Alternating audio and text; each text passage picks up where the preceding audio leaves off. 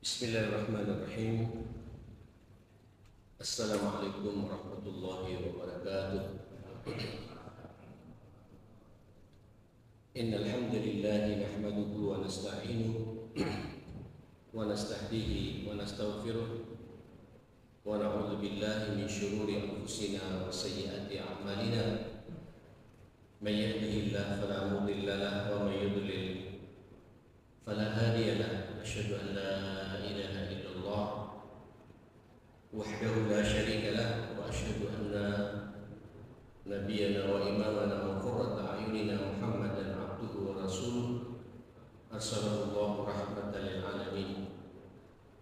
Shalawatullahi alaihi wa ala alihi wa sahbihi wa man sara ala nahjihi wa tabi'a sunnatahu ila yaumiddin.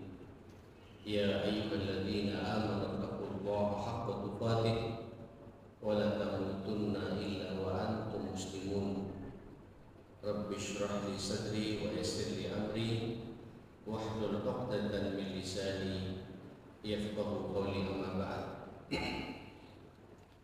Satu hadis ingin saya sampaikan di pagi yang sangat mulia ini. Ini hadis riwayat dikeluarkan oleh Imam Muslim dan Ibnu Majah dalam sunannya dari sahabat Abu Hurairah radhiyallahu anhu. Qala Rasulullah sallallahu alaihi wasallam, Nabi yang mulia Rasulullah sallallahu alaihi wasallam bersabda, al-mu'minul qawi khairun wa ahabbu ila Allah minal mu'min ad-dha'if wa fi kullin khair. Mukmin yang kuat itu lebih baik dan lebih dicintai oleh Allah daripada mukmin yang lemah. Walaupun pada masing-masing dua model mukmin ini, kuat dan yang lemah ini, ada kebaikannya, tapi yang lebih baik dan lebih dicintai oleh Allah itu adalah mukmin yang kuat. Saudara, kata Rasulullah, ihris ala ma yanfa', perhatikan terhadap sesuatu yang bermanfaat untukmu. Mumpung Allah memberikan kepada kita berbagai macam karunia, kekuatan pada diri kita, libatkan semua kebaikan itu, semua kekuatan yang kita miliki ini untuk atau pada sesuatu yang bermanfaat untuk diri kita. Jangan lupa wasta'in billah, mintalah perlindungan kepada Allah, wala ta'jiz, dan jangan melampaui batas. Wa in asabaka syai'un fala taqul law anni fa'altu kana kadza wa kadza. Nanti kalau dirimu ditimpa musibah yang tidak menyenangkan dengan sesuatu, jangan sekali-kali berucap, coba saya berbuat begini, pasti tidak akan begini. Jangan pakai bahasa-bahasa andai kata atau coba. Walakin pun, tapi kata Nabi, ketika ada musibah yang menimpa kepadanya, qadar Allah, ini sudah takdir Allah. Wa ma syaa fa'al, apa yang dikehendaki oleh Allah itu terjadi.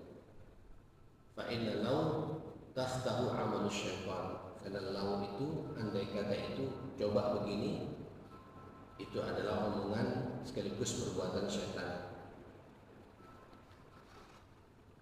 Rawahu Muslim wa Ibnu Majah.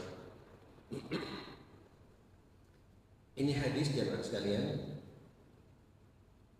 menunjukkan betapa pribadi Muslim itu pribadi yang memiliki kelebihan-kelebihan dibandingkan dengan mukmin dan muslim yang lain.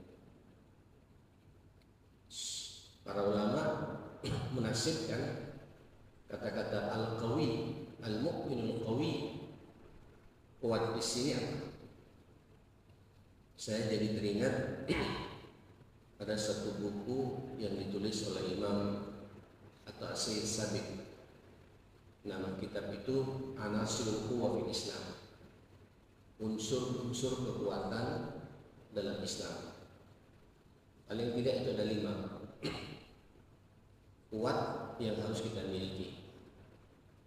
Yang pertama, kuwatul iman, kuwatul aqidah, kuwatul tauhid, kuat imannya, kuat akidahnya. Ya pastilah orang yang kuat imannya lebih baik daripada orang yang lemah imannya. Iman di sini apa? Adanya keyakinan pada diri kita bahwa yang menciptakan kita ini Allah, yang menghidupkan kita juga Allah, yang mematikan manusia itu juga Allah, yang mengatur rezeki kita Allah. Nah jemaah sekalian, orang beriman itu memasrahkan semua urusannya kepada Allah. Orang beriman itu Bapak Ibu, itulah orang yang paling tenang hidupnya, karena cintanya itu murni dia hanya berikan kepada Allah. Rasa takutnya pun juga sepertinya dia hanya takut kepada Allah. Kepasrahan hidupnya, ketergantungan hidupnya, tawakalnya itu juga dia sandarkan, bertawakal kepada Allah. Orang beriman ini tidak stres, tenang. Maka wajar kalau kemudian Nabi mengatakan khairun wa ahabbu ilallah, pasti lebih baik dan lebih dicintai oleh Allah Subhanahu wa taala. Jenengan yang saat ini berada di masjid ini menunjukkan kalau kita sedang memiliki iman. Kata Rasulullah, idza ra'aitumur rajula ya'tadul masjid, kalau engkau melihat saudaramu melangkahkan kakinya ke masjid, saksikan bahwa saudaramu itu memiliki iman. Dan pemakmur masjid begini, ini pemakmur Pak, bukan hanya takmir, bukan hanya imamnya, bukan hanya muadzinnya, kita yang aktif di masjid itu langsung diakui pula oleh Allah bahwa kita memiliki iman. Innama ya'muru masajidallah man amana billah wal yawmil akhir. Sesungguhnya yang memakmurkan rumah-rumahnya Allah, masjid-masjidnya Allah, itulah orang yang beriman. Alhamdulillah. Mudah-mudahan Pak jenengan diistiqomahkan memiliki kekuatan iman seperti ini. Iman kita semua tahu, al-iman yazidu wa yanqusu. Iman itu kadang bertambah, iman itu juga berkurang. Terkait dengan bab ini, iman itu menguat, kadang juga melemah. Iman itu meningkat, kadang juga menurun. Sepakat para ulama, meningkatnya, menguatnya, dan bertambahnya iman itu bil ta'ati wal ibadati wal amali shalihati. Manakala kita semua terlibat dengan ibadah, ketaatan, dan memperbanyak amal saleh, pasti iman itu meningkat. Maka wajar kalau Allah sangat mencintai orang-orang seperti itu. Wa yanqusu, menurut iman itu, melemah iman itu, na'udzubillah, bil ma'asi wal dzunubi wal athami. Melemah iman itu kalau manusia itu terlibat atau menikmati yang namanya maksiat, dosa, dan kesalahan yang disengaja, dan dia tidak mau bertobat. Itu semua manusia pasti imannya lemah. Wajar pula kalau Allah sangat tidak menyukainya. Maka al-qawi di sini al-mu'minul qawi, qawiyul iman. kuat imannya. Oke. Yang kedua, para ulama menafsirkan hadis ini, al-mu'minul qawi, apa kuat yang kedua? Adalah kuatul akhlak, kekuatan akhlaknya. Akhlaknya kuat. Bahkan muslim punya karakter yang kuat. Qawiyah, kuat, syaja'ah. Ini kan akhlak semua, Pak. Keberanian, mutajarridah, totalitas, sabura. Orang mukmin itu, orang beriman itu sabar, muta'anniyah, tenang menghadapi masalah, aminah, jujur, ya, menjaga amanahnya, sakhiyah, loman, suka berbagi, afifah, punya harga diri, penuh cinta kepada sesama, ya, dan lain sebagainya. Sifat-sifat yang terbaik ini, akhlak yang terbaik ini harus melekat pada diri kita. Dan ingat jemaah sekalian, inti atau ending dari semua syariat yang Allah turunkan kepada baginda kita Rasulullah ini tadi kita sebut salat subuh, nanti kita salat zuhur, setelah itu asar, maghrib, isya. Apa sih? Di balik salat itu ada akhlak yang dituju, Pak. Innas salata tanha anil fahsya'i wal munkar. Sesungguhnya salat itu bisa mencegah dari perbuatan keji dan mungkar. Mencegah dari perbuatan keji dan mungkar ini masalah akhlak. Makanya kata Rasulullah, kalau ada orang di dalam tanah salatuhu lam yazdad minallahi illa bu'dan. Kalau kemudian salatnya tidak bisa mencegah orang itu dari perbuatan keji dan mungkar, maka tidak bertambah pada orang itu kecuali semakin jauh hubungannya dengan Allah Subhanahu wa taala. Mudah-mudahan Bapak, salat kita ini mampu mengendalikan diri kita menjadi manusia yang sempurna, akhlaknya kuat, akhlaknya, ya. Dan ketika kita bicara masalah akhlak, ini jadi panjang. Para ulama memberikan stressing ada 4: akhlak dengan Allah dan Rasulnya, akhlak antar sesama manusia, akhlak dengan binatang, bahkan akhlak dengan alam semesta ini. Akhlak dengan Allah itu yang saya katakan tadi, yang pertama tadi itu salimul aqidah, tidak syirik, Pak. Ibadahnya totalitas kepada Allah, ketaatannya totalitas kepada Allah, kepada Rasulullah, menghidupkan sunnah-sunnah Rasulullah, bersalawat kepada Nabi dan begitu seterusnya. Nah, yang kedua adalah akhlak ma'an nas. Ini juga harus kokoh, Pak. Dan justru disinilah letak kita, masalah kita saat ini. Mukmin, Pak, di mana-mana lemah, khususnya lemah akhlaknya. Hampir semua tuduhan-tuduhan negatif itu, Pak, tertuju kepada kita orang beriman saat ini. Mukmin itu kemprong, orang Islam itu kemprong, orang Islam itu tidak disiplin, orang Islam itu ngamuan.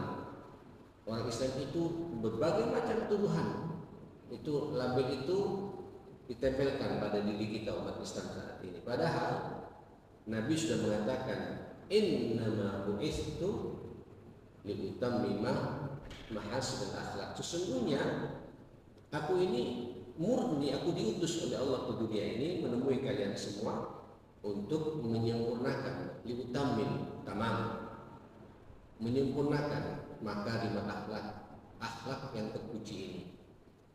Jamaah yang dimuliakan Allah Subhanahu wa taala, maka satu tadi, Pak, kuat imannya, kuat akidahnya, yang kedua kuat apa? Akhlaknya. Akhlak antar sesama manusia bagaimana? Di manusia ini kan banyak ya. Akhlak dengan orang tua dan mertua, akhlak dengan istri. Kalau istri, akhlak dengan suami bagaimana? Kuat tidak kita itu? Akhlak dengan anak-anak kita, anak kita, akhlak dengan paman dan bibi kita, akhlak dengan kakak adik kita, ipar-ipar kita, akhlak dengan tetangga kanan kiri kita, akhlak dengan relasi dan teman-teman kita ini semua, sampai nanti akhlak kepada non-muslim. Ini kalau saya bicara akhlak dengan non-muslim, ini kita ini kan setiap ketemu orang, dalam beda keyakinan, kadang langsung muncul di benak kita ahli neraka. Kita tidak pernah berpikir bagaimana menyelamatkan orang ini dari api neraka supaya masuk surga bersama-sama kita. Kalau perasaan ini ada, manusia muslimin, ini akhlak.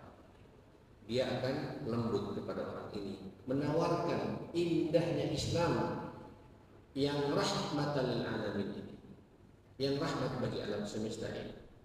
Islam tidak digambarkan atau menakutkan bagi yang bersangkutan. Kalau jenengan perhatikan manusia muslimin sallallahu alaihi wasallam Nabi kita ini, coba saya lihat sejarah itu. Bagaimana orang-orang Yahudi masuk Islam di Madinah itu. Itu bukan karena murni masalah akidah, bukan murni karena masalah ibadah yang ditawarkan Nabi. Itu rata-rata mereka itu masuk Islam terkesima melihat akhlaknya Rasulullah Sallallahu Alaihi Wasallam, dan dari situ dirangkul sama Nabi sampai kemudian pelan-pelan diajarkan apa iman, tauhid, akidah, syariat yang benar kepada mereka. Jadi kan kalau baca Sofia ini kan bintu Huyai kan Yahudi ya, Pak. Jadi bangsa Yahudi yang kemudian dinikahi sama Nabi supaya sedikit benturan gesekan, kesalahpahaman antara Islam ditawarkan Nabi dengan orang-orang Yahudi ini dijadikan perbesanan sama Nabi. Indah betul agama ini, ma'asyiral muslimin, dinikahi sama Nabi. Dan Huyai menceritakan bagaimana indahnya akhlak Rasulullah. Itu membuat banyak orang Yahudi terkesima. Ya, ikhwan iman yang dimuliakan Allah Subhanahu wa taala, ini akhlak, Pak. Akhlak. Jadi ayo tunjukkan akhlak kita dimanapun kita berada. Saya ini muslim, saya punya moral, saya punya akhlak. Di BUMN sekarang Pak motonya juga akhlak, Pak. Amanah, kolaboratif, apa? Kemudian apa? Ya itulah, ada berapa 5 atau 6 jemaah sekalian karena saya sudah diundang membahas masalah itu. Nah, saudara, ayat akhlak ini Pak harus melekat pada diri kita. Dan orang yang berakhlak itu bukti kalau dia punya iman. Ya. Dan akhlak ini Pak dengan iman tidak bisa dipisahkan. Makanya sampai lihat setiap Al-Arabi memberikan bahasa iman, termasuk juga dalam Al-Quran, selalu itu digantikan dengan masalah akhlak. Man kana yu'minu billahi wal yawmil akhir apa? Falyukrim dhaifa, muliakan tamu. Barang siapa beriman ada kata beriman kepada Allah dan punya orientasi akhirat, ingin masuk surganya Allah, muliakan tamu. Memuliakan tamu ini akhlak. Di riwayat yang lain, falyukrim jarahu, muliakan tetangganya. Memuliakan tetangga ini akhlak. Di riwayat yang lain, faliyakul khairan aw yasmut, berkata-kata yang baik. Berkata-kata yang baik ini akhlak. Jemaah sekalian, dikaitkan dengan iman oleh Rasulullah sallallahu alaihi wasallam. Bapak Ibu yang dimuliakan Allah Subhanahu wa taala, kuat imannya, kuat apa? Akhlaknya. Jangan lupa pula yang ketiga apa? Kuat ilmunya. Kuat apa? Akidahnya kuat, akhlaknya memukau, tapi telmi, Pak. Apa telmi? Telat mikir, nggak nyambung. Ya, orang ini manfaatnya untuk pribadi saja.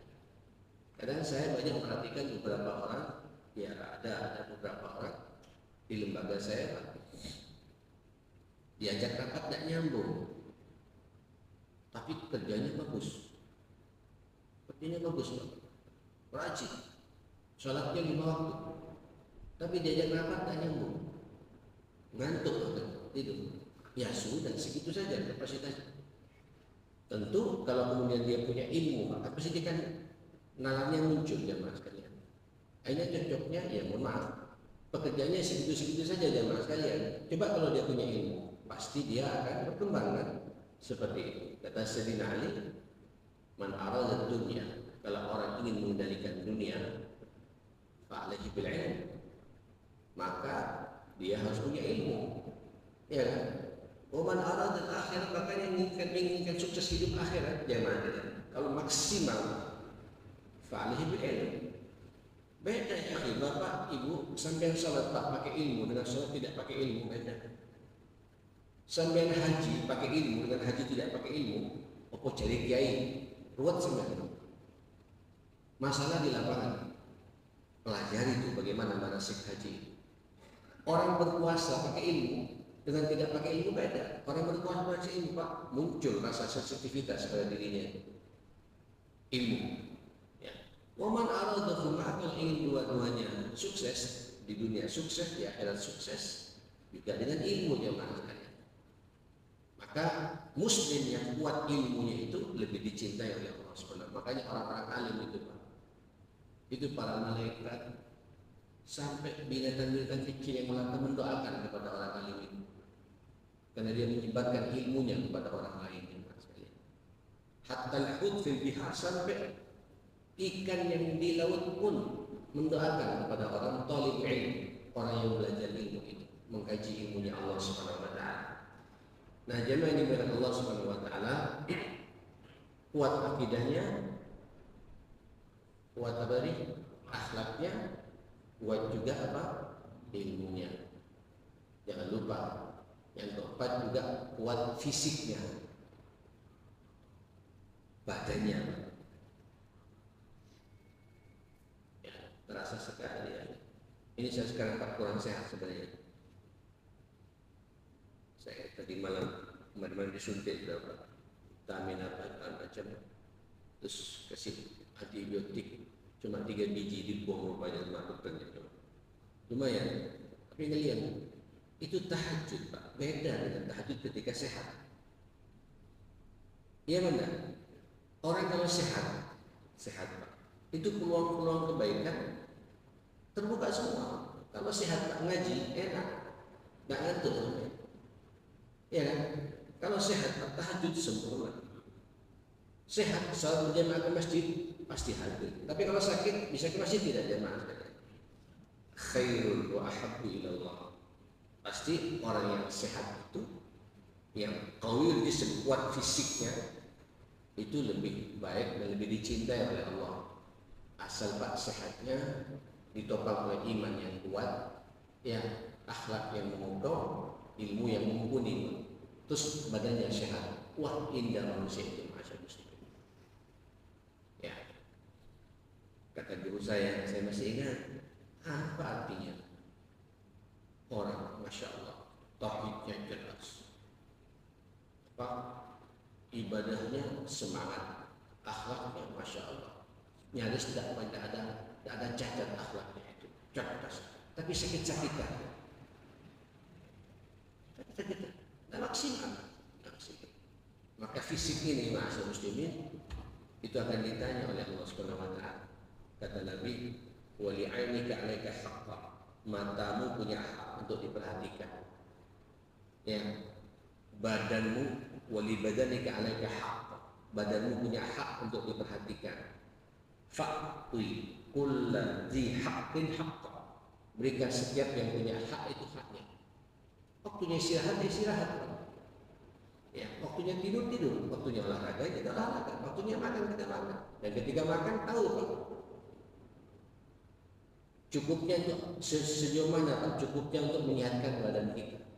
Ketika tidur kita tidak tahu pak, tidur yang bagaimana yang membuat badan kita sehat. Jadi ingin nih pak, cerdas dalam segala hal, sampai mengatur fisiknya pun tahu. Itulah Rasulullah Sallallahu Alaihi Wasallam. Oke, yang kelima apa maksud muslimin? Kuat imannya, kuat akhlaknya, kuat ilmunya, kuat pula fisiknya. Terus yang kelima, kuat pula secara finansial, kuatul mal, kuat hartanya. Apa ini hubungannya? Ini rukun Islam itu ada berapa? Ada 5 ya. Insya Allah yang 3 semua kita laksanakan. Syahadat, ya. Salat, alhamdulillah, ya. Puasa, insya Allah semua puasa. Yang 2 ini pak, butuh kekuatan finansial. Ini sebenarnya dengan kalau bahas masalah dua ini, berarti muslim itu harus kaya, harus mampu, harus mampu. Apa yang keempat ini? Mengeluarkan zakat. Mengeluarkan zakat kalau tidak kuat finansialnya gimana maksudnya? Berarti kalau ada perintah mengeluarkan zakat, Pak, muslim itu seharusnya menjadi orang yang standar, Pak, bisa mengeluarkan zakat tiap tahun, bukan menerima zakat. Muslim itu, Pak, sifat aslinya itu etos kerjanya muncul, tidak akan nganggur. Kenapa? Target saya harus bisa mengeluarkan zakat biar sempurna Islam saya ini.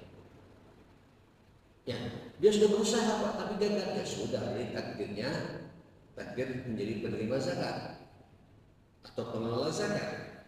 Tapi sebenarnya karakter kita, Pak, tugas kita, setiap muslim itu harus punya semangat ingin wa ita'iz zakat, mengeluarkan zakat.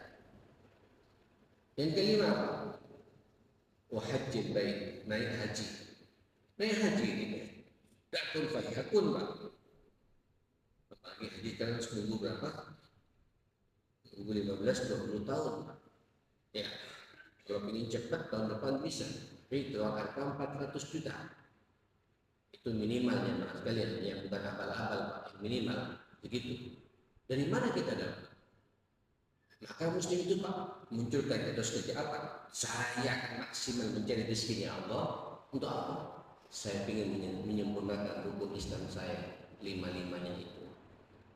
Subhanallah. Ikhwatal-iman, orang, Pak, kalau sudah kuat finansialnya, wah, selesai semua masalah. Kenapa? Sekarang banyak orang kuat finansialnya, Pak, tapi secara sasaran itu nggak kuat juga. Ini Gaza, saudara hormat. Dua pimpinan besarnya sudah dalam waktu hitungan bulan, Pak. Ismail Haniyahnya 2-3 bulan yang lalu. Ini sekarang Yahya Sinwarnya. Ini dia, Pak, arsiteknya gerakan 7 Oktober yang lalu, Pak. Yang kemudian Israel itu dibombardir, itu 2000 tentara Israel habis, Pak. Beberapa jenderal mati. Ini otaknya. Kena juga. Ini kalau kekuatan finansial kaum muslimin, Pak, tidak usah berhadapan, tidak usah dibantu oleh Saudi. Mesir saja, Pak, dibuka saja Mesir, selesai. Tapi sengaja Mesir dibuat rusak ekonominya. Saya masih ingat Mursi, Pak. Mursi. Saya di zaman Mursi sudah bisa masuk ke Gaza, Pak, karena saya mesti dibuka lebar-lebar. Itu Mursi, Pak, karena takut pimpinan-pimpinan Arab ini, Pak, akan dipimpin oleh seorang aktivis yang hafal Quran 30 juz begitu. Itu minyak itu dibocorkan, Pak, dibuang di padang pasir, Pak, sehingga Mesir krisis minyak, sengaja dibuang. Itu didukung oleh Emirat Arab, termasuk juga Saudinya, segala macam, sampai akhirnya goncang dikudeta. Yang mengkudeta panglimanya sendiri, yang sekarang jadi presiden ini Sisi. Sisi ini pamannya namanya Abbas As-Sisi. Saya senang dengan tulisan pamannya ini, ulama besar. Dari situ kemudian Mursi juga mengangkat dia jadi panglima. Khianat.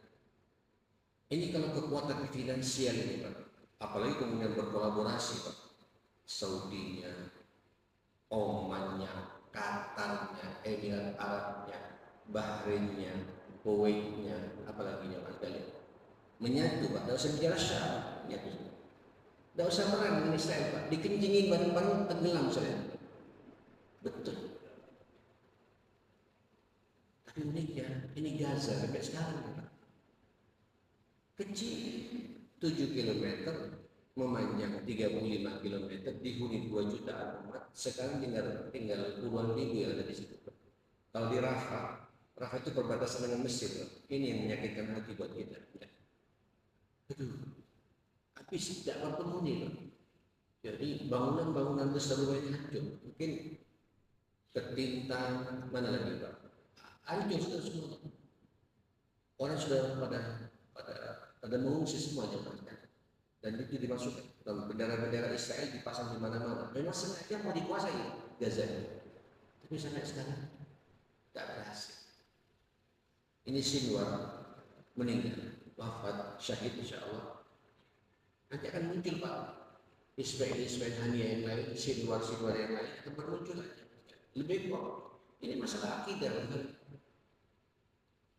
Kenapa kita?